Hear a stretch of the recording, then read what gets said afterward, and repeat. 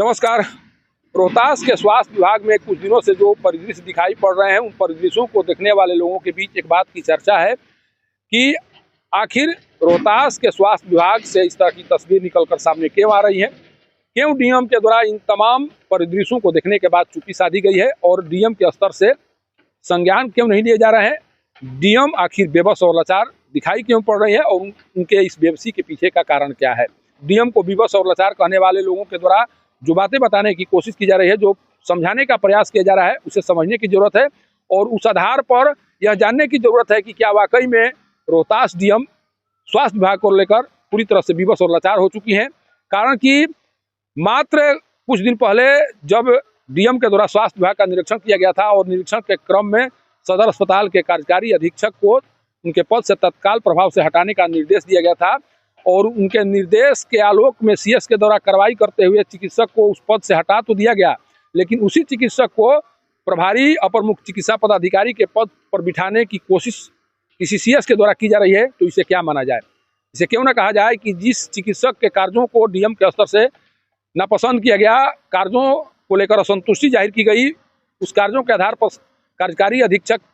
को हटाने का निर्देश दिया गया, उसी चिकित्सक को सीएस के द्वारा अपर मुख्य चिकित्सा पदाधिकारी कैसे बना दिया गया। अगर सीएस के द्वारा इस तरह का कार्य किया गया तो कहीं ना कहीं डीएम को इस बारे में जानना चाहिए था। डीएम को सीएस से पूछना चाहिए था कि जब मेरे द्वारा किसी चिकित्सक के कार्यों से असंतुष्ट होकर इस तरह का निर्णय लिया गया था, फिर उस चिकित्सक को आपके द्वारा इस पद पर क्यों बिठाया गया, क्यों सुशोभित किया गया। लेकिन इन तमाम बातों को जानने के बाद भी डीएम के स्तर से यह समझने की कोशिश नहीं की जा रही है, सीएस से यह जानने का प्रयास नहीं किया जा रहा है कि उक्त चिकित्सक को प्रभारी अपर मुख्य चिकित्सा पदाधिकारी कैसे बना दिया गया। तब लोग तो इस बात की चर्चा जरूर करेंगे कि आखिर डीएम स्वास्थ्य विभाग को लेकर विवश और लाचार हैं और उनकी लाचारी का फायदा रोहतास सीएस उठा रहे हैं। जिस चिकित्सक को प्रभारी अपर मुख्य चिकित्सा पदाधिकारी के पद से सुशोभित किया गया है, उस चिकित्सक के कार्यकारी अधीक्षक के पद पर रहते हुए सासाराम के सदर अस्पताल से एक ऐसी तस्वीर वायरल हुई थी जिस तस्वीर की चर्चा पूरे बिहार में सुनाई पड़ी। सोचिए कि कार्यकारी अधीक्षक रहते हुए उस चिकित्सक के द्वारा सदर अस्पताल की व्यवस्थाओं को दुरुस्त करने का कार्य नहीं किया गया, जिस कारण से एक पिता को अपनी बेटी को कंधे पर बिठाकर दर दर भटकने के लिए मजबूर होना पड़ा था। उस पिता की बेबसी को मीडिया में दिखाने की कोशिश की गई थी। जब किसी चिकित्सक के द्वारा अपने पद पर रहते हुए अपनी व्यवस्थाओं को दुरुस्त नहीं किया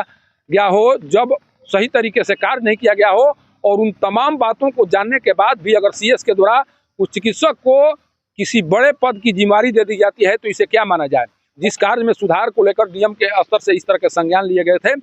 उसमें कहीं कोई बदलाव होता हुआ दिखाई नहीं पड़ रहा है। अगर एक चिकित्सक को उसके पद से हटाए जाने के बाद जब दूसरे चिकित्सक को इस तरह की जिम्मेदारी दी जा रही है और उस जिम्मेदारियों के बीच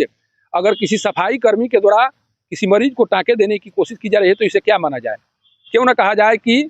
तमाम जिम्मेदारियां वैसे चिकित्सकों को दी जा रही है जिन चिकित्सकों के अंदर में काम करने की क्षमता नहीं है, काम करने की भावना नहीं है, उनके द्वारा केवल अपने पद को सुशोभित करने की कोशिश की जा रही है और वो तमाम कार्य किए जा रहे हैं जो मरीजों के हितों के विपरीत है। उस तरह के तमाम कार्य किए जा रहे हैं जो मरीजों को प्रभावित करते हों और इन तमाम कार्यों को देखने के बाद भी अगर डीएम के स्तर से संज्ञान नहीं लिए जा रहे हैं तो इसे क्या माना जाए। इसे क्यों ना कहा जाए कि रोहतास के स्वास्थ्य विभाग को लेकर डीएम ऊता सिंह पूरी तरह से विवश और लाचार हो चुके हैं और उनके द्वारा कोई संज्ञान नहीं लिया जाएगा, सीएस के विरुद्ध कोई कार्रवाई नहीं की जाएगी। डीएम ऊता सिंह को यह भी पता है कि करीब 22 सालों से एक क्लर्क अधीक्षक कार्यालय में पदस्थापित है और उसके द्वारा स्वास्थ्य विभाग की स्थिति को बदतर बनाने की लगातार कोशिश की जा रही है। जब से उस क्लर्क की पोस्टिंग अधीक्षक कार्यालय में की गई है, उसके बाद से लगातार सदर अस्पताल की स्थिति बिगड़ती हुई दिखाई पड़ रही है। लगातार सदर अस्पताल की स्थिति में गिरावट आती जा रही है। इसके बाद में भी किसी बड़ी अधिकारी के द्वारा यह जानने की कोशिश नहीं की जा रही है कि किस बिना पर यह क्लर्क 22 सालों से अधीक्षक कार्यालय में पदस्थापित है। तो इसे क्या माना जाए। इसे क्यों ना कहा जाए कि डीएम ऊता सिंह यह जानती हैं कि उनके अंडर में आने वाले स्वास्थ्य विभाग में क्लर्क 22 सालों से पदस्थापित है और उसके बाद भी डीएम के स्तर से सीएस से यह जानने की कोशिश नहीं की जा रही है कि आखिर किस बिना पर यह क्लर्क 22 सालों से यहाँ पर पदस्थापित है। तो इसे बेबसी और लाचारी न माना जाए तो क्या माना जाए। आखिर क्यों ना कहा जाए कि डीएम सब कुछ जानते हुए भी अनजान बनी हुई है और अनजान केवल इसलिए बनी हुई है कि वो चाह कर भी सीएस के कार्यों में सुधार नहीं ला सकते हैं। वो चाह कर भी 22 सालों से डटे हुए क्लर्क का स्थानांतरण नहीं करा सकती हैं, उन पर कार्रवाई नहीं कर सकती हैं और इसीलिए लोगों को लग रहा है कि डीएम मुत्ता सिंह के कार्यकाल में स्वास्थ्य विभाग में कोई सुधार नहीं होगा और इसी आधार पर उनकी बेबसी और लाचारी की चर्चा रोहतास में खूब सुनाई पड़ रही है।